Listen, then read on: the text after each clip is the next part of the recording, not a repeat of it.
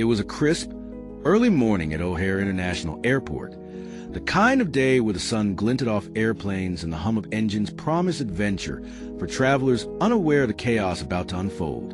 Among the passengers waiting to board Flight 482 to London was Clarissa Walker, a dignified woman in her 60s, dressed impeccably in a tailored suit, her poise radiating decades of confidence earned from building an empire. She was a mother of Damian Walker, the rising black CEO of a $12 billion tech conglomerate, and she was traveling on a personal trip to attend an international conference. As Clarissa approached the boarding gate, airport security swarmed her unexpectedly. Without warning, a burly officer grabbed her arm, his tone curt and accusatory. "Ma'am, you're not allowed to board. Please step aside." Time seemed to slow. Her breath caught, her pulse spiked, and the murmurs of other passengers echoed around her like a wave of judgment. "Excuse me," she demanded, her voice calm yet commanding. "I have a ticket. I am boarding this flight." The officer's expression hardened. "Procedures, ma'am. You cannot board. Step aside now." Clarissa's mind raced. She had flown countless times, often on the same airline, yet suddenly she was being treated as if she were a threat. Her identification, her ticket, even the security protocols all checked out. Yet here she was, publicly humiliated, being escorted off the plane while passengers stared, cameras discreetly capturing every moment. She noticed subtle inconsistencies.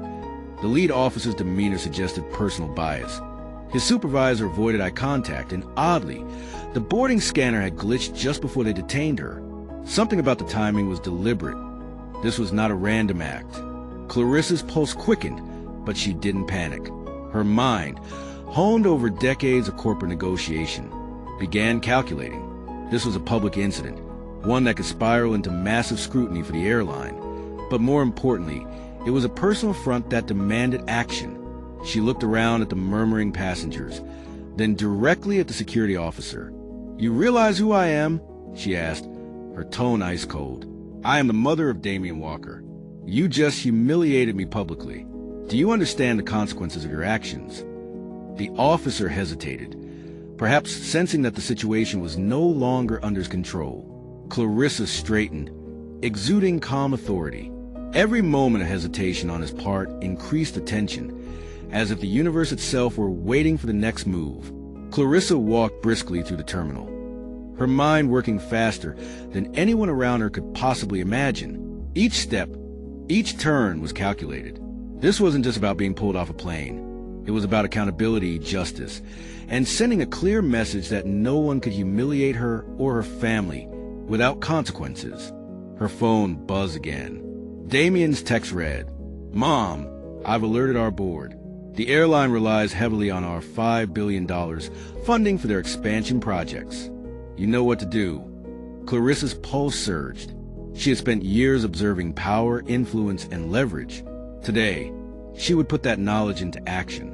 As she dialed a direct line to the airline's executive office, she noticed subtle irregularities, an unusual pattern of gate assignments, employees acting distracted or overly compliant, and security protocols that didn't align with standard operating procedures.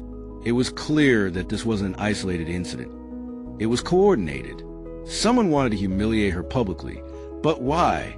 Clarissa's intuition, sharpened by decades of corporate leadership, told her that the airline's upper management might be complicit, either through negligence or deliberate bias. Within minutes, she was on a conference call with the airline's top executives. Her voice was calm but commanding, every word precise. "I demand an immediate explanation for what occurred at Gate 32. Not only was I humiliated, but this incident jeopardized your entire funding agreement with my son's company. We are prepared to withdraw $5 billion in investments if this matter is not rectified immediately." There was silence on the other end of the line. Executives shuffled papers, stammered, and attempted weak excuses. Clarissa continued, her tone sharp and unyielding. "This is not a threat. This is a consequence.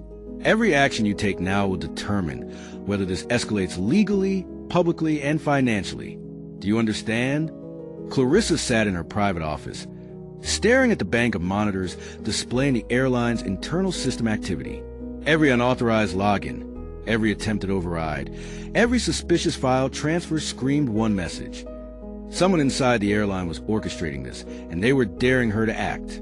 Her phone buzzed. Damien's voice came through, calm but urgent. "Mom, whoever did this knows our moves before we make them. This isn't random.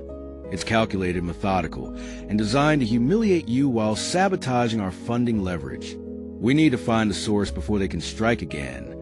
Clarissa's jaw tightened. Every instinct screamed danger, but also opportunity. She realized that this attack wasn't just about her. It was about power, visibility, and fear. Through careful digital tracking and rapid-fire inquiries, Clarissa traced the unauthorized attempts to a single location, a private office in the airline's executive tower. Security footage revealed the culprit, Robert Langley, a senior operations manager known for his charm, influence, and ruthless ambition. But there was more. He wasn't acting alone. Langley had coordinated with a network of rogue executives and security personnel, deliberately violating protocols to orchestrate Clarissa's public humiliation and anticipate her every move. This was revenge, not random, not careless, and dangerously precise. Clarissa immediately convened a secure video conference with the airline CEO. Her words were precise, sharp, and unyielding. "I know who orchestrated today's incident. I have proof of unauthorized access, deliberate protocol violations, and internal collusion. You have one chance to rectify this, or the consequences will extend beyond embarrassment to full financial and legal exposure. The $5 billion funding can be withdrawn instantly." The CEO, flustered, attempted to redirect blame, citing internal misunderstandings and isolated actions. Clarissa cut him off coldly. "This is not isolated. This is a coordinated attack on me and my family's company. And if you think for a second that threats alone will prevent action, you are gravely mistaken." Clarissa's office had transformed into a war room. Screens flashed with security feeds, financial data, and live alerts from the airline systems. Every second mattered. The unauthorized shutdown of the funding database wasn't just an inconvenience. It was an aggressive attempt to block her leverage, to control the narrative, and to humiliate her publicly. Damien's voice came through her earpiece. "Mom, this is bigger than Langley. He's orchestrating the sabotage, but he's working for someone above him. Whoever is, they understand leverage better than we imagined." Clarissa's pulse quickened. The humiliation at the gate was no longer just a personal affront. It was part of a multi-layered corporate assault, targeting both her reputation and her family's financial influence. With calm precision, Clarissa initiated her counterattack. She immediately triggered a secure contingency plan, rerouting the $5 billion withdrawal through a series of encrypted financial pathways, each designed to bypass the airline's compromised systems. At the same time, she deployed an internal audit team to trace every unauthorized access attempt, every manipulated protocol, and every rogue executive involved. Minutes later, the evidence was undeniable.